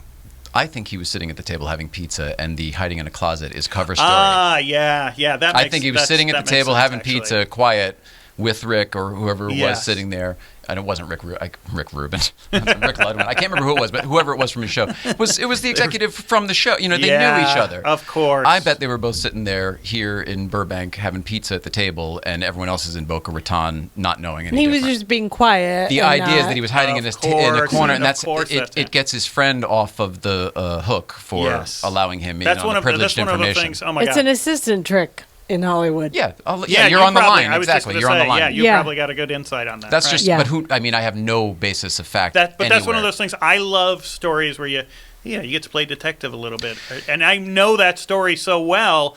Now that you say that, of course. This is speculation. You walk but across of course that's what happened. From the studio to the Catalina building, and all of a sudden you're in the executive conference room and the whole thing, and it's like, why would... They're already on. Of course that's what happened. And the cover is... And he sits down, no pepperoni? Yeah, right. But of course, to save that, they come up with the story that it... Well, otherwise your friend makes him no longer has a job. Yes. Yeah, and then the inside man no longer exists. So, but that's 100%. I think you're right. Yeah, I'd never thought of that direction, but now that nobody you say ever that, looks. Yeah. Nobody ever looks past the story. You know. Of course, right? Because the story's such a strange one in the first place, and that's what's intriguing about it. And it's one of those shoot yourself in the foot because he has to deal with that story forever now as the guy who hid in the closet, even though he probably didn't even hide in the closet. Right. It shows how affable he is. You know what I'm saying? He'd never just snapped in the middle of interviewing, Joey Lawrence one night. By the way, I wasn't in that goddamn closet. I know that's been going around. I don't care. We'll talk about Blossom. Was he on Blossom? I don't know what he was. I wasn't in that closet. All right? It's years later. I think I have enough power now. I can come clean. Didn't go in the closet. That would have been fun. Yeah. So... Yeah. All right. So I mean, you know me now. So that was my big thing that I was left afterwards. Is how many other times you thought over the years? But that's it sounds like you really did. There was a time when this is just the irony of all ironies. Where I was working on and developing with some friends and trying to take out a Mythbusters type show where we were replicating movie props. Mm-hmm. Okay, it was a really neat show. Other people have done it since, and it's all over the internet and whatever. But I was thinking to myself, boy, if this ever worked, and it took off, and I were like invited to be a guest on Letterman for my prop show. So, how'd you get into this? Yes, boy, there's a funny story. Yeah, Dave, well, it started with one piece individually. To just prop it out. It started with and that would have been, you know what I mean. But that was the closest I ever thought. I was like, oh, one day if I'm ever famous and like you on Letterman, right? otherwise, I didn't think so. And it was one of the things it was such a prized possession to me and still is to this day, not just because it's my whole life encapsulated into an object. It's my totem, like the movie, Yes, whatever. yeah, the Inception. spinning thing. Yep. We'd be good on password. Yeah, no kidding, right? Yeah. You special Die Hard. people. Inception. What is? I'm trying so hard and it's not fast like you. I didn't want it to go to somebody who it can. Somebody suggested, why don't you sell it for charity and that'll be your penance and whatever. I'm like, you don't get it. This only goes to one of two people, exactly. David Letterman, or it stays right here with me forever. It's course. that simple. Yeah. And it's just one of those weird things. Mm-hmm. Because nobody else, I couldn't send it back to the show. I couldn't what I mean? It wouldn't get, there were too many degrees of separation. Yeah. If I had the opportunity to know that his gate would be open and find out where he lived now and drive to his house and like all that stuff that the kid did. Yeah. I could have gotten the one-on-one and maybe all of that stuff could have happened. But it was such a freaky occurrence the first time, I just never believed that it would happen again. And I never chased it, never pursued it. I also thought, I'm building my life now. There's too much to lose, blah, blah, blah, blah, blah, Yeah. If somebody ever finds out, I had to wait till my entire life imploded from our, health stuff and whatever else. Right. Where it was like I was willing to go back and look at it and then be vulnerable and take the chance of, hey, everybody, so not who you think I am. You know what I mean? Because in this business, it's all about... Of course. Yeah. Well, that brings up reality two everywhere. questions. Well, first of all, just considering all that stuff, health stuff, and we're all very young people, obviously. Yes. You could tell on the camera how young we are. But have you thought what happens after? Have you thought, does this get put in a will somewhere? Oh. Does it get handed down? I have thought about it. At that point? I have thought. Assuming financially our lives are good from here on out Yes. and everything's fine, and if they're interested, I think I've found a good home for it, which would be the Jamestown Comedy Museum in Jamestown, New York. Yes, awesome. yeah. Lucille That's right, the Ball Lucille Ball, the head of the Specifically, festival there, yeah. not the Smithsonian, not something else, the American Comedy Museum. That's a great one, Up yeah. in Jamestown. Fantastic. Back to New York for this Yeah. stuff. Yes. And I mean the desk chairs, the whole bit. Right. I feel like whether they use it or whether it's a display or whatever, that's up to them. Yeah. I would love to help and consult, whatever. But I think that's what. That's a great one. I think Okay. right now, maybe this show goes 10 years and it gets just as famous for being our Right. own set, then maybe that's a different story. But right now, as the David Letterman stuff, and assuming this goes somewhere else and we outgrow it, that seems like the right choice. Yeah, I think that's right. Okay, so now, and again, I know you closed the book on... Or we'll sell Might it for $1 bring million this bucks. back up. Or $1 million. No, I'm just kidding. I'm just Listen, kidding. Just kidding. I don't mean that. I think everyone probably knows that at this point. I don't mean that. It's crazier things to sell, right? There's someone out there. That leads into there's so many fans of Dave, like us. Yes. I mean, again, he at some level was one of the first kind of cult shows, the late one I think so. especially, right? Yes. You get to, all right, you start working with people from Conan. Conan himself is a gigantic Letterman fan, right? Had Yes. the Letterman photo off to the side on a set. I don't know whether I should tell you this or not because it's a part of that story I didn't tell, but it involves Conan. Anyway, you say what you're going to say. Well, here's maybe go ahead. it angles into this question. You have all these people who are big fans of the man himself. Did any of the story leak out over the years? I don't know. Like, from you, like you're working with someone who's a big fan of Letterman on Conan or something, and you're like, I love Conan. Were you ever like, I got a good story for you? Like, and when you've closed that book, how much does anything squeak out over the years? And me saying that I took it? Yes. No, not there. Yeah. I'm sure. I know I told a couple people over the years, but I also sugarcoated the story of this was on a different table, it wasn't on the desk, so they were throwing it out too. And then when I saw the show, I found out that they weren't, that kind of thing, which was all kind of true, but I definitely made it, seem like, it was just garbage, so I took it. I saved it. I saved it from the garbage, At some level, I know this is going to sound, and again, it sounds like apologizing for what I'm sure you look back, you're like, I shouldn't have done this or whatever. I'm glad you did. But sitting here today, I am too, because I have this experience to go through now, and I'm very excited to go through it with my wife and all of that, and you, and these experiences are so amazing. Yeah. But, oh my gosh, I wish But again, I that's didn't do it, the thing. That's a survival technique, right? There's the of you saying like, like, it was being thrown away. It was there, that kind of thing. That's that way that you can kind of live with yourself a little. Justify your actions. yes. Not only to. I think honestly that was the lie I came up with in the moment of deciding to tell someone a story because of the emotions involved, without actually having the forethought to run through the story and what part should you tell and not tell or whatever. And I think it was like, I just came up with that lie really quick of like that's what I mean. Yeah. Not even a lie, a justification that makes you look the other way. Exactly. Look over here. Yeah. Right. So you're not it's not totally too many plausible. questions. And it's true. It wasn't on the desk, and it was in a different part of the building, and it was nowhere near. And I don't. It still wasn't my place. I was still trespassing. I shouldn't have been there. Blah blah blah. Sure, of course. But again, I have. There's something about adolescence, and again, like as we said, that might extend into your almost your 30s. There's so many times in life where someone has asked a question, and I'll say something, and I'll be like, as I'm saying it, I'm like, that's not true. Yes. Why am I saying it that way? Yep. You know what I mean? And later I'll be like, I guess maybe I was trying to save their feelings, or I knew it would just You're be navigating easier. something in that moment. Yes, that your brain is, self-preservation of some sort. So I get it. But then that comes back to, I think that's your job as the adult to overcome that emotional. Yeah, definitely. Right. And that is something that I had done as the adult, but I didn't have any of that back then. Right. Yeah. You go back and you clean don't up have the later. development. Yeah.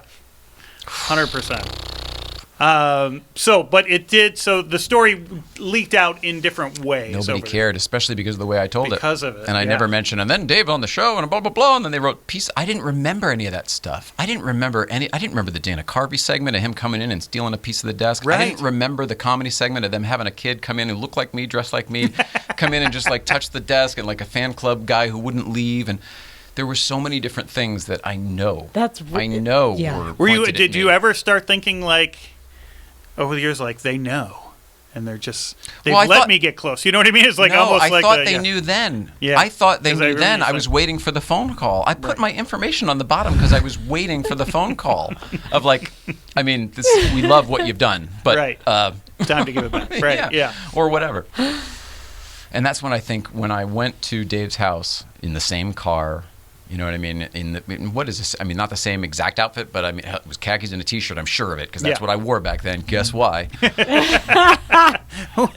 Who else wore that? I don't remember. Yeah, I don't know. I feel like I just always went back to the fact that he was such a nice man that he didn't call the cops on me when he knew that I had done that. And I really still to this day believe it. Yeah. And that's why I think, again, that this may actually happen. I think it's going to happen because of that. I think so, too. Again, I just think there's things... Oh, I neglected to mention something else. That was 96 or whatever. I moved out here in 99, and I got a job on Felicity, a PA, just a production assistant. And it has nothing to do with me or the story, but for whatever reason, they fired the producer had a baby, whatever. Anyway, the entire production staff was swept because the highest person or whatever. I didn't get fired, but like we no longer had a job, me and all my friends. And we were looking everywhere and doing all the stuff, whatever. But like I had just moved out here, I needed a job, all the stuff, and I didn't have another move, so I wrote a letter. I wrote two letters actually. One letter, and I made printed it out twice. One to David Letterman, and one to his, I'm not going to say her name, but his assistant at the time, who I had previously had like correspondence way back before this. Yeah. And the letter was something to the effect of, "Hey, Mr. Letterman, you're not going to remember me, but blah, blah, blah, way back when, you were very nice to me when my dad died, and I brought a microphone to your house. I'm out in Los Angeles now. We just blah, blah, blah." I mean, this all was true, but I basically laid out what was going on with me and said, if there's anything you can do or you know anyone, just know that I'm asking. Yeah. Like I don't remember exactly what it said, but that was like a week later, I got a phone call from somebody at Worldwide Pants that I'm pretty sure was when they were starting up Raymond, or it was during Raymond. I think it was somebody from Raymond. Called me at my home and around the corner from here, actually, because it was in Valley Village, and said, started talking to me, and we were just having a conversation, and great. And he's like, "So I'm not really sure what to do with you. Am I supposed to hire you, or?" And I was like, I don't know.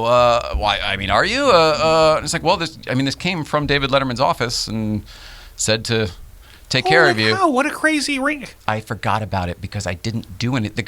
The guy said, "All right, well, let me know if we're," and I was like, "Oh, okay, well, call me if whatever." And it was like, the guy was trying to give me a job, I think, and I was like, "Oh, well, I don't know." but I pushed that button once before, and he answered it. And that's a part I didn't tell during the show, during the telling of that thing, because I forgot. And that would have been like 2000. So like 4 or 5 years later. It's gotta be, right? Like this again. Now that you say it's like the story of the Jay Leno story. You hear that and you're like, oh yeah, he was right. Of course that letter got there, and he's not the kind of guy. He's not gonna pick up the phone, and you're not gonna talk to him. But he's gonna be like, yeah, hey, I got this. Call someone over there, tell them this, right? I don't know, but I didn't do anything with it because I didn't realize it was an opportunity. I mean, because how else would it have come? He's like, I'm not sure what to do with you. Am I supposed to hire you? Or and I was like, oh, I don't know. Right. I guess. There's a lot of moments like well, that. What are you doing? I was like, well, production coordinator. Yeah. That sort of thing. Can you believe it? No, I mean it's but I'm like yes. Forrest Gump with all the but that's zealot. exactly it. Why would you? Of course, you wouldn't think that's But I was a kid with no moves or whatever, so I was like, they're gonna call me. Oh, this is great. It's gonna happen. And in the meantime, I was like, well, it's not the Late Show, but I guess it'll work. That was my right, of course, Kilborn had just come over to take over Tom Snyder at the time. Yeah. I mean, seriously, man. But that was 5 years later. So technically, the correspondence does not go back to 96. It should start around 2000. You know what I mean? That's the most recent. So isn't that wild? Yeah. I don't know if that changes anything or not. It only makes me think more that that's what I mean. remembers There's so much this stuff up or here. you I'm or still unpacking it all. That whole thing, whether it's he remembers it like we remember something, he's had a lot of Die Hard since. line, yeah, or no. if it's when it's brought up, he's like, oh yes, I remember this and that incident, and I think more of that, hopefully. And it's a positive angle to it. You know what I mean? It's less when I hear the story about going to his house and all that. I'm kind of left with the like, yeah, he seemed like he was very nice, but there may have been again, and there's so much history around someone coming to his house, right? That the crazy. It was at the same time. That's I think what I I'm said saying, that during right. the thing. It Yes, was the 90s. It was the same time. So if you knew it and you were deep in, you knew that story and you knew how he would joke about it, but it was also a kind of a scary thing. I'll go one further. The only reason I even knew where the house was because my dad used to be a firefighter, so he had a police scanner. So blah blah blah. One night, he coming out, New Canaan Police Department. She's back, like Poltergeist. Yeah. And he was just like, what? And he looked it up. He's like, that's right around the corner. So he went over and he was like, oh, son of a gun, who knew? Yeah. So that's what I mean. When I hear that story about you going over that, it sounds a little bit like he handles this like an adult. Okay, yeah, thank you, and move on and that. He never pushed or he never pressed charges against that woman. But this extends the story of goodness on his part. Yes, this makes me 100%. seem like it's kind of a nice. It's a silent charity. He did a instead silent of just charity. brushing it aside, there was kind of a nice angle a to known it. common and goodness. Well, making a move for you beyond this that we didn't. That's information we didn't have. Important information. Forgive me. I'm sorry. So this helps me tell the story. In my mind, him not calling the cops and knowing that I was the person who took it, the kid, and the whole bit, and me telling him then there on the porch, like, oh, my name is blah blah blah. I used to do a show at the high school. Blah blah blah. You know what I mean? Like, right. It was almost like, oh, and I think I said in the thing, I had to blah blah blah a lot before he started giving anything back. Yeah. So, like, I emptied a lot of. I used to do a show at the school, but oh no, we're not doing it anymore. Oh, I graduated last year. Oh, my dad. You know what I mean? Like, I don't know what I said. I have no idea. And eventually, he was like, "Okay, well, I can't take this." right. Yeah. So that's what I mean. It. And then he took this. Mm-hmm. And again, it made when he went inside that glass door and put it on the dining room table. I'm telling you, I didn't care if he was calling the police because I'm like, this is happening. This is real. And somehow when he came downstairs with a Late Show jacket, I was thrilled, disappointed, confused, elated. I mean, it was every possible emotion. It was an emotion bomb. It was an emotion bomb, and it was all I could do to walk out of there without freaking out, just shaking his hand and saying, thank you so much, and leaving. Joy Lawrence. Right, exactly. Yeah. Whoa. Yeah. This makes me even more. It's a story here, right? Yes, it's a story. There's so much more to it. And it changes the angle. It changes his own feeling towards the story and everything that happened. That there may have been this moment where he gets this letter from you, and he not only gets it, reads it, but it may have said, do something for this guy. I remember this. You know what I mean? Like, that's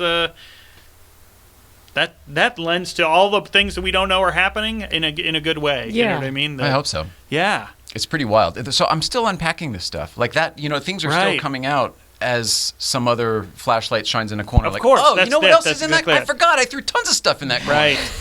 Yeah. Right. Why did I do that? Sure. I don't know why. I just did.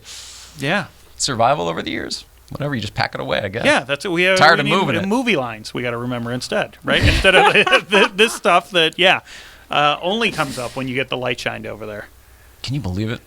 No, the whole story's pretty unbelievable. It is unbelievable, right? If it was a book or a movie, you'd be like, no, it wouldn't happen that way. No, there's no way. Oh yeah, at the same time as Stalker, ladies going at you're over there at the house at the thing. There's just this no way. This is the scripted version of everything thrown into one of what was going on at the time. Right. What do you think if you were me at that time? And this was very important to you. I'm assuming you have no attachment to this other than, it was the Letterman thing and everything. Well, yeah. I mean, not in the way that you obviously had built a replica and all that kind of thing. And yeah. So hypothetically, like, and you were walking around and something, whatever, you were as into it. Would you have taken it, do you think? There's no wrong answer here. I'm just curious. Listen, it's easy for me to say now as an adult, just knowing, again, right. But again, to the point of looking back and hearing you tell the story, there was such, as you're telling the story, I was like, of course, of course you would take it. There was no judgment of like, that's wrong and you shouldn't be doing it. You shouldn't have been walking around in there when that, you know what I mean? But you're on that ride and it makes sense. Yeah, all of it just seems like, yes, of course, if I was that age, if I was there, if I had driven up and the door was open and I was in, and of course I would have walked around. Of course, we all have those stories. I remember just lack of a comparison. In college, there was a house, an abandoned house just outside of town, and after drinking for a while, we'd always go out to this house. It was someone's house, that was abandoned, but we would go in there and we'd rummage around, and there'd be all these old things, supposedly haunted, and we'd fuck with shit. Exactly, just kid stuff. That's nothing. That's just an abandoned house. Now, to say at the height of that, of the person I love the most in the world and watch every single night. When 30 million people are tuning in every night. Instead of this stupid haunted house that means nothing, I could have walked into the giant studio and I had it to myself and walked around. Of course I would have done that. And if there was something that I felt was unnecessary to them, you know what I mean, at any level, of course I would have taken it. The only, like I said, you have more of an attachment because you had built this exact replica thing. Yeah, I still to this day don't know what it is and why. To do stand-up, let's say it was one of the cards, or sure, you know what I mean, or you have it. You got I have the cue cards from when I was on thing, but let's say it was his note card or something from his first. Maybe your introduction, my blue introduction, card, that kind of thing. Of course, I would that have memento, yes. like that feeling, or that even you if get it was something I knew they needed still. Like if it was like, of course, at that age, I think there might have been that's coming with me kind of thing. I just, it's natural. There was never a point, again, hearing the story, you know what I mean? Like, and again, it's an inanimate object. It's one of those things, not to downplay any of it. Again, we can later be like, you took something and you were somewhere, all these things, but. Well, every kid's got a I stole something story. Yes. I think it's just usually like gum from the convenience store. Right, exactly. That's what I'm saying. This makes more sense, doesn't it? Yeah. To me, it does. Yeah, it's so out of left field, but like it makes perfect sense. Yeah, that's what I'm saying. There was never in hearing you tell the story of any of it. The question never came up like, why would you take that? You know what I mean? Not that. Right. The only question is how did you keep the secret for so long? How did you not tell anyone? Now assuming you took it, what would you have done? When you took it, and then you found out the next night that that was the real one, and they do miss it. That's why I'm so surprised you closed that. You were able to close it for so long, because I think over the years, I think. But keep in mind, I hadn't seen that episode until like looking back now. No, like 3 years ago when someone put it on YouTube. Yeah, and that's when it all. I was like, oh my god! I hadn't seen it since. It's not a tape I kept and watched throughout that 20 years. Like. I put it away and never. Yeah. That's what I it's so hard because it's a what if, right? It's a what if. I just think naturally I would have probably thought of ways to return it, and even well, that's the right thing to do. Well, no, and not even right. Also, probably self-serving a little bit. Oh, to free yourself. Both ways, to free myself, to also stick myself back into the Letterman story. So you somehow. saw that you could. I didn't have the confidence to think that. I think I said this in the thing. I really didn't believe that they would believe that I didn't go there to steal it. With the aim. Because I knew that I went every square inch everywhere, and then I got to this, and I was like, pew, gone. Right. That's probably what it is. The truth is, that was the last. I went everywhere, and then I saw this, and it was like there was nowhere else to go. I didn't care, and I can't stay around here if I'm going to take this.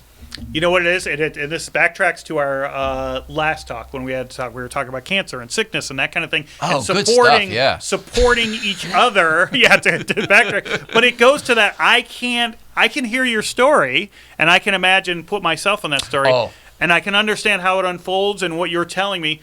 But I'll never be able to understand what that feeling you really had was. I think we talked about my wife. Like I'll never understand what she went through. Went through. Yep. I can try and empathize, but so that's it. I can only be like, I think I might have made this choice at that, but I don't have whatever it was, that little twinkle that you had inside you that this is why I did it. This is why I didn't do that. Each turn. Yeah, and I'm asking for talk show purposes versus like to make myself feel better. Luckily, I'm you good shouldn't on feel this bad one. at all. Like I said, it all makes sense. I'm good now, but I tell you, when I first unpacked it, there was a weird 6 months where my confidence was shot. Like everything was, who am I? That whole weird thing, because it was like coming out of the closet. It was this weird secret that I sort of had forgotten about. Sure. Deep. Well, so anyway, the reasons for asking were more on the sake of just conversation and more on here the top 5 things you should have done instead of I think that I think I said this too. I believe that it's totally understandable that I, given all of those circumstances that you mentioned, would take it. And then I left and the door closed and I can't get back in. I was the last person in the building. Blah blah blah. So that's it. I'm committed to taking it. I think the right thing then would have been after seeing the show. Certainly after seeing the show, if not that day immediately, it would have just been to call the show. I don't need to show up. I don't need anything. Just call me so here's the thing. Blah blah blah. Yeah. And then I would have insured myself a job and the path, the a timeline that had already been set up. Right, but it's so again at some level. How I was just saying, I can't understand the feelings. You probably even yourself can't understand, like how you're saying you're looking back now and some things will come up. Oh, I forgot about that angle of it. Absolutely. There's probably something you're not even in touch with of why you didn't make some of these choices. Oh my gosh, you're so right about that. Really that's the part I'm still unpacking. You're still unpacking it, that you don't even see it because of course we can look at it just like you're saying. Of course, had you called the thing, they probably would have been like, well, we made a big deal of this. Now we got to have you bring the thing back on the show. Yes, totally. And that kind of thing. But I didn't have the there was some forethought reason, for that. the wherewithal, I was too afraid. There was something, the fear. And again, you're a kid. You have no idea at that point where it might go. At some level you might be thinking, well, also there's that angle that we can look at now and be like, oh, that's Letterman. We know how late night works and how they would love something like that. But there's also the angle of, hey, I might be in jail. Yep. You know what I mean? Right. Like they might not think this is funny. They might, right? That's as a Dave kid. may be especially. totally cool with this, but Right, security may not be even a little bit. Exactly. Like this isn't funny. This is Yeah, and it's not. I mean, this is a neat anecdote now, but I mean, this was the same time when a lot of other stuff was going on. Yeah, but again, this is it's an innocent thing. Again, it shows that you're a good person that you do think of it in that angle. But it's a bit like I have a friend who sneaks into places. Did I bring this up? So he sneaks into like one concerts. of those professional crashers type. Yes, thing? exactly. Yeah. Tries to get into places like somehow just get past the security guy. Right. And Super Bowls, World Series, concerts, that kind of thing. Sometimes, I think he snuck into the same Barry Manilow concert 7 times just to see all the different ways he could get in, that kind of thing. Now, again, at some level, I know some people are like, well, he's kind of a scoundrel that he would try and do this, but there's no harm. Is he hurting that he's anyone? doing. He's not. Who's really being It's more of a hurt weird thing. and that kind of thing. But now, in the wake of 9/11, because he was doing this as he was a kid, it seems more like, ooh, who's this guy that's Security, trying to get right. past security and why? And so you have to think of the intent. I know him, and he knows himself. He knows he's not trying to do anything except see if he can do it, that kind of thing. And again, you weren't You love the show. I didn't expect You them weren't to open trying the to- door. Yes, you weren't trying to take it and I'm going to get it and I'm going to sell this. And I No thought I'd malice. get some There's used nothing. lumber out of the dumpster is what I Yes. thought. That's really what I thought. Of course, yeah. It's because you love it. It's from a good side. So that's why I think that matters. That goes a long way. Thanks, man. Yeah. You had that. It's nice to hear. Yeah. That's, I mean, of course, and that's an obvious to me, right? I'm sure you're from the outside, right? I'm close to it. Yeah. And doing publicity stuff for a long time, really Right, kind of turned my head around about it. But I see what you're saying. Like it comes from such a good, It's from a good authentic, place, and again, altruistic doesn't place. change around the act or whatever. Yeah. That, of course, you should feel remorse or any of that stuff. And but again, The story is so it's sweet of like a kid that. Well, I love this business, and Yeah. like I know that it was so much for me to be part of it and come out here, and so I understand emotionally like what that means. So Mm-hmm. I have no. Let's be honest. There's movies have been made about Yeah. this exact thing. The person who sees their opportunity. Yeah. To do it, right? Wasn't there just a movie where who's Jennifer Lopez Oh, I gets don't know. into something because she creates a fake resume and see says it. she graduated from Harvard. I didn't see it either, but I was like, "This is we're making." You know what I'm saying? That there's Yeah. Yeah. this is the Hollywood story at itself, right? The person who sees an opportunity for something, and again, it's only out of love. I think if this all goes the way I think it's going to go, I really genuinely see this as being like an Apatow style movie at the end of the day. Like somebody will write this movie Yeah. in a late night Well, style. it sounds And- like and- again and that Paul Reiser thing. Maybe an angle of it. Someone's heard that angle of it already. who and- knows? I mean, that's yeah. just a hell of a coincidence. Yeah. Or it's every comedian type person's dream to like, oh, blah, blah, blah. And I lived it. 100%. Listen, it's at some level. I hate to be so meta about it, I'll or take meta. postmodern kind of thing. Part of why you might have took it might have been the movies and the television you grew up on. Well, it's 100%. My dad and the whole bit. Yeah. Right, like that you had seen these Hollywood movies where someone comes, Rosebud. Yeah. Wait, you took it. This isn't in the fire because you took it. The janitor may have 2 hours later been like, "Oh, everything on this card is supposed to go in the trash." Right. You know what I mean? Like, who knows? Who I don't would know. I have- I'm just saying that if someone could have taken Rosebud out, wouldn't we be happy that was there? I Like, probably would have committed your suicide love. if I found out that they did throw it away Right. because nobody needed it. Yeah. If I didn't take it That's a good that point. night and then it wasn't on the desk the next night There of the were- show there's and I a big called and like, irony. oh, we threw it away. No, they just left.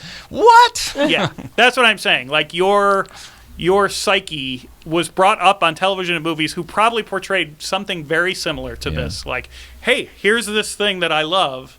I'm the kid in the candy store. You know what I mean? I remember literally there's movies, right, where before Night in the Museum. I remember when I was a kid, right, where the kids get locked up This is on a me. movie set. Kids get locked up in a mall. That and was they- it. they're For me, it was fun. like a mall, and it Yes. was always fun. The OC had an episode where you get locked in the mall overnight, and Mannequin was the Mannequin. movie. Mannequin, I right, watched exactly. that so many times. That's Kim right. Cattrall. Right.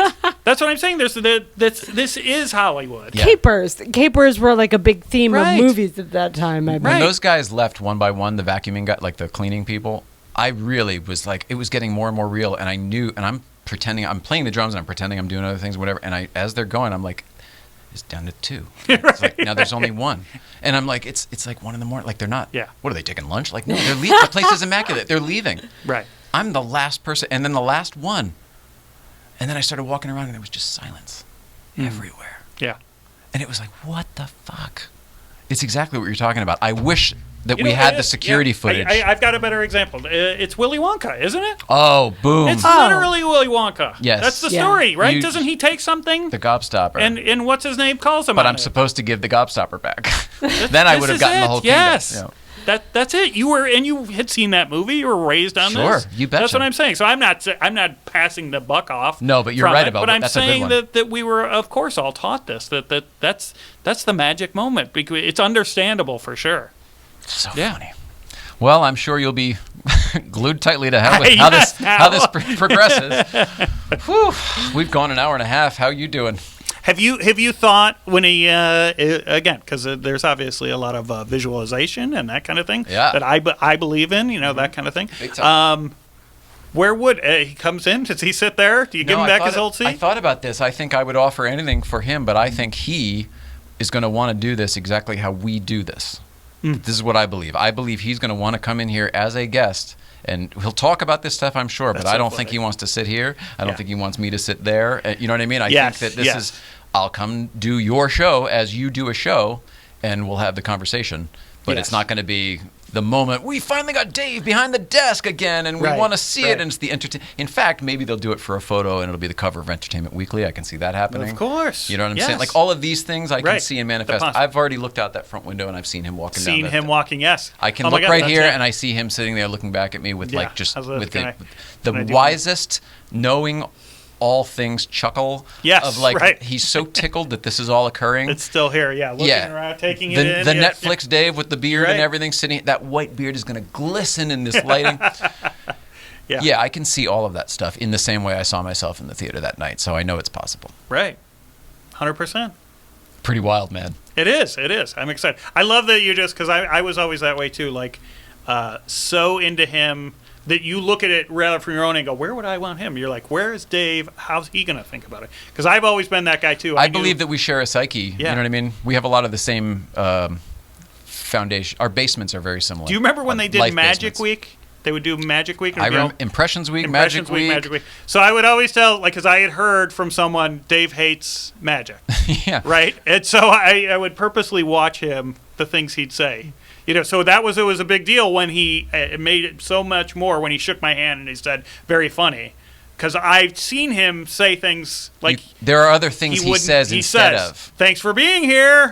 Great They job. loved Great ya." job. Great job. Yeah, yes, they Great job. love you. He'll push off the compliment. They love ya. loved you. They love ya. They loved you. You read the energy of his Right. words. It Yes. sounds like. Paid very much attention to like when he would own it. When he Sometimes would give Dave's you his talking, and opinion. sometimes Dave's a talking head, and he is Yes. very good about only Yes. the people who know the So psyche that- telling yes. the difference. Right. So I love that. Yeah, you'd know. You're exactly right. He'd want to be flipped. Yeah, I think. Who knows? Yeah. I'd do it however he wants to. Of because course. we're grateful to have the conversation. I can't wait. Yeah. And then I don't know if it'll be here or maybe down at Porsche. I feel like that could happen either way, but I feel like It's so For- great because I forgot about the racing connection. Yeah. I feel like he personally would rather do it here in our little thing.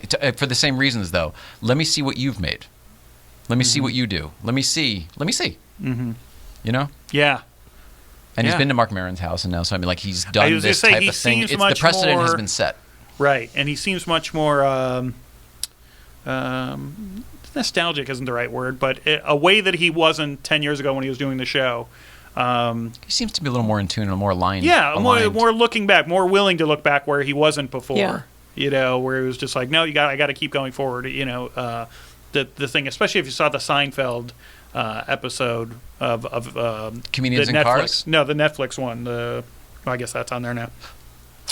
his the, own the show. bonus episode where Right. where they're Seinfeld talking to kind each of other interviewed and him. they talk. Like he really seemed to enjoy looking back in a way he hadn't before. Yeah, and, I should watch that And again, Jerry actually. kind of Yeah. pushes him on a few things to look back. And That's the and one he where I seems- remember them going like, "Is that it? Are we done? Yeah, I guess we're done." I and guess it like we're- awkwardly ends, and they Yes, just walk off. Exactly. It was like Yeah, no very- hubbub. They're both. Yeah. So yeah, I think he would. I think he would, just like you said. Like it would take him back a little bit. you Yeah. know. I think he'll put me through my paces, and I'm really excited. Yeah. I'm excited to stumble, or whatever, or Of not, course. or not stumble Yeah. if I'm lucky enough. You know, I'm so not that little guy anymore that I don't need this conversation anymore. I'm just really looking forward to Of it. I course. think it's going to be so much Yeah. fun, and I think it's going to be really enjoyable for other people to watch. 100%. And not just like late night Yeah. fans. I mean, like this is a sick story. Like it you said, speaks yeah. to that whole caper thing of like now you can see both sides of it, and he's someone that like Tina Fey says in her book like she's talking about when she was a kid, and she's like, and at the time he's booked like David Letterman, a guy she was into, Oh. and as a woman And like that was we a all good thing. dug that because Yeah, it yeah. was acerbic and witty, and Right, it showed an intelligence that our age level did not typically Yeah. possess. So So it stood out. it stood out, and it was attractive because it was like it kind of like how when you talk to older people, like you can commute, not just you, but like you can sometimes have more in common with people that have lived differently, Oh, sure. and like that's what that sounded like. So it'll be neat to see adults. Do you consider yourself an old soul? Do you feel that kind of? Have you ever gotten that your whole life, or have you ever gotten that your whole life? How's that for a question?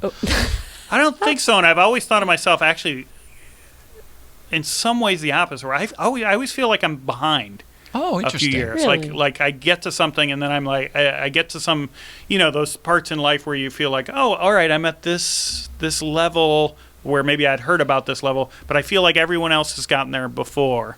But I Late think that bloomer? You talking about just because I've always been a late bloomer. Yes, that kind of thing. And so I guess I've just never considered the old soul part. Although I've always understood things to that way angle, beyond my years. I do remember I enjoyed, when your friends would come over and their parents would come over too. Mm-hmm.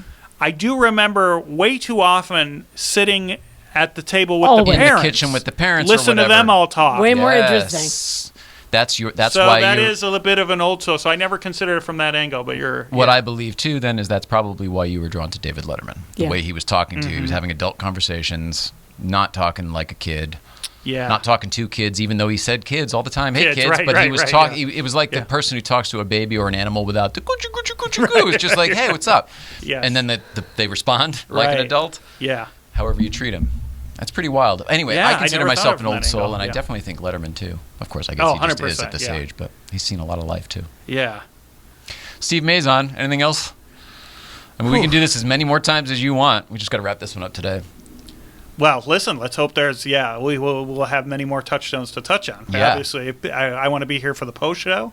You know what I mean? Like the post episode of looking back on the. Yes. Hey, this was where he was? The after talk. Are you still put plastic on this chair afterwards? Don't wash it ever Chris again? Farley chair? Right? Yes, exactly. I still call it the Chris Farley chair. And that'll be a neat thing to say, hey, do you remember when Chris Farley, and he'll say, Yeah. oh, yes, and you know why that happened. Hopefully there'll be a story there, Well, that's what it is. Yeah, I'm sure there is. And Yeah. again, I love it. It's just that's the great way to the shining the light on in areas that he himself probably hasn't considered. And I'm sure once that light's out there, it's going to, I have so perk many him up. weird, odd things that people wouldn't care about, but I want to know. Yeah. Like certain guests, certain crew members. You know what I mean? I want to know about his relationship with Biff. I want to know about Harvey Right. Pekar. All these weird things. Yes, exactly.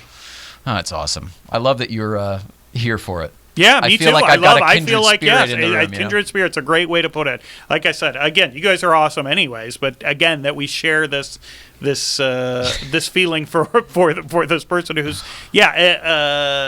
created something that we're able to grow up with, and so many people love on one level, and then there's a deeper level, And then we go up here. We go up, and yes, yeah. I was gonna say I'm sure there's people deeper.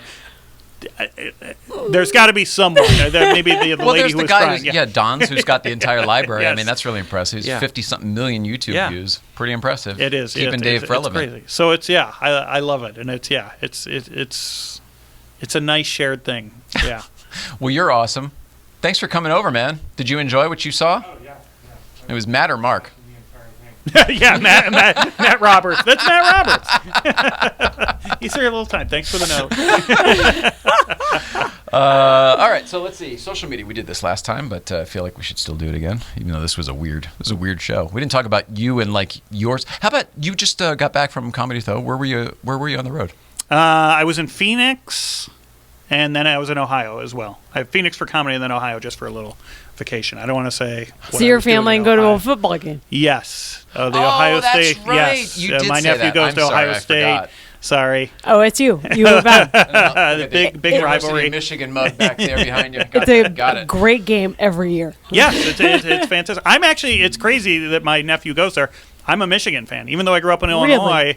Illinois was always terrible. Is that because of the color scheme? The color is fantastic. Yeah. Bo Schembechler and they were on every week. I was a big fan also of what's the movie where they all went to Michigan? Do you know? Which one? Big Chill. Oh, is I the thought one you was said Detroit thinking Rock of, City. right? Edward Furlong's finest offering. Yes. But yeah, Illinois college sports were terrible. So Horrible. Michigan was great and everything, and of course then the Fab Five and all that kind of stuff. So I was always a Michigan fan, and still am. I mean, if These are when they go sports ahead, terms you're dropping? yes, Yeah. that's the word. Fat Fives basketball. And Yeah. we were really my freshman year we won the national championship for hockey and football. My goodness. Yeah, that they're great and everything. So that's what I mean. Yeah, they're my Sports, blah, blah, blah. blah blah blah. Can't understand a word of it. Ball State. I've heard of that one. I don't know if they have any teams. I know they've got a good scholarship program. Mrs. Ryan, that's it. Tomorrow we've got Bronson Jones. Who's that? A comedian. Oh, do you know Bronson Jones? I don't know Bronson Jones. All right. Is it a guy, girl? It's Do a we know? guy. Richard booked It's a good him. name. Oh, okay, He's a great. touring comedian. Oh, Great Awesome. name. Tell Awesome, me awesome. a great name. Yeah. Bronson Jones. And coming up next to the stage, Bronson Jones. Bronson Jones. Bronson Jones. I'm picturing him like Charles Bronson. I hope he's like that. Oh, that would be grizzled, awesome. yeah. Oh, God, chewing on Yeah, something. punchline, punk. You know, that's more. That's was the other more, one. That's, that was more Eastwood, yeah, right? It's Clint Eastwood, yeah. You got a Clint Eastwood kind of look. Really? Yeah, Oh, maybe you ever now see with the hair and everything. a young yeah. Clint Eastwood? Oh no, I'll take Yeah. it. I'll take it. Yeah, pretty. I knew, I discovered. I'm going way off. I discovered him way. You discovered Clint Eastwood? I This is discovered him as a amazing. young man. I put him We on don't the have time map. for it today, I was but like, next you time." should be in westerns, kid. But always knew him as an older man. You know what I mean? Like in the 70s and stuff. He was one of those. He's one of those guys that it was always seemed Always old to old. me. Did you just unintentionally make a tie-in? Did you see Dave on Ellen recently, like a couple months No. ago? Dave, you should. It's a great appearance. Dave did a great appearance on Ellen. Oh, And Ellen's executive producer is Mary Connolly. You yes, know, the of course. football- Yeah, Mary. Yeah, I know Mary. So all of that's going on, and they're walking around the lot, Yeah. and they go to Clint Eastwood's office, Right. and they visit with Clint Eastwood. Well, yeah, they used to do yeah. that all the time. Even when I was writing for the show. Yeah, he was right across the street. So there was a time we were walking over that's to a the show. riot. And I'm walking, and I just feel someone next to me, and I'm like, it's Clint Eastwood. And we're just walking at the same pace, and he was walking to his car. Wait, did you work on Ellen? Yeah, so I wrote for it for his Oh first my season. gosh, did I know that? I'm sorry. Not sure. No, that's okay. So- Was it at NBC or at Warner? Warner? Okay. Yeah, this one, the daytime. And after the move. And so Jay Leno, 10 o'clock. You know what I'm talking Yes, about. yes. That's why I asked. So he's next to me, yeah, and again it was Legend. with that legend, and I couldn't get up the cojones to say anything. You don't 'cause have I 'em. wanted We to- don't have the No, cojones to not go with talk this guy. to But Clint I wanted Eastwood. to say that my father and I, like the Oh, bond have the bond moment. I have with my dad is partly the things we watched your movies and all that kind of If stuff. you ever get the But, opportunity, I hope you do say that. yeah, I hope I get to Because see him. I Yeah. can't wait to tell Dave the stuff he doesn't Right, know about that's- me. yes, Like my exactly. dad used Yes. to go down to his old theater and watch the Honeymooners tape and stuff like Right. that, you know? Yeah. Pretty cool. That'll be really neat. I can't wait to do more of these. Yes, I This can't is wait fun. to do again. Come back and And then if you want to go drive some fast thousands of cars, questions. you come down to Yes. Porsche Yes. in November. No, but that's right. Coming up. Yeah. Don't you have somebody who wants a Porsche? You need a deal on a Porsche? You want something? Yes, my Your my wife. wife wants. a Oh, your Porsche. wife? Yes, Oh, yes. well, that's easy. So I don't know if I should feed that. Yeah, We'll have to have you doing it down first. when we do the show then. That's only trouble. Oh my goodness! And speaking of which, Lorena Esposito from that's a daughter of John Esposito, but she's women in Porsche. She will be here on Thursday. So that's it. All right. I love you so much, Mrs. Ryan. I love you too. There we go. I love you so much. I love you guys. Steve You guys are Mazan. awesome. Thank you for having me back. Thanks so much for Thank you coming for back. being here. Thank you for watching Good to our, see you. my little So interesting. Rosetta Yeah. Stone. To I can't Jay wait Ryan. to see every iteration that comes out of it. That's It should be interesting, Yeah. right? It's gonna be good. Anyway, Yeah. thank you for being here and Thank all you. of the above. We will see you again soon. We love everybody at home. Please love one another. We'll be here tomorrow with Bronson Jones. Bronson. Can't wait to see the entrance Bronson makes. You better. It's going to be the Kool-Aid man. Oh, yeah! Love everybody.